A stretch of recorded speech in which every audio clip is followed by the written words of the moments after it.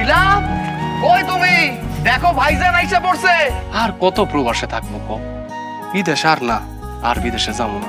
মিজানের কাছে টাকা আছে।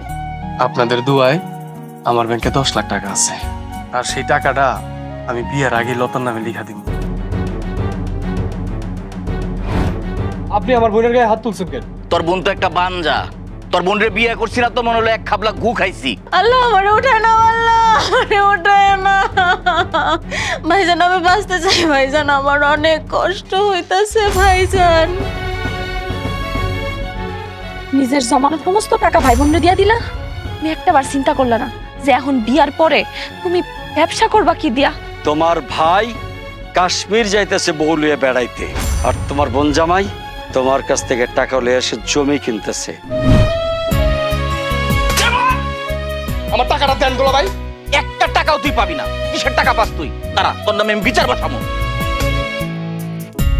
ঘরের আলো ম্লান হয়ে যায়, মায়ের ডাক মনে পড়ায়, নিঃশব্দ রাতে কান্না চাপা হাসি, প্রবাসী তুমি বোকা, প্রবাসী তুমি বোকা, প্রবাসী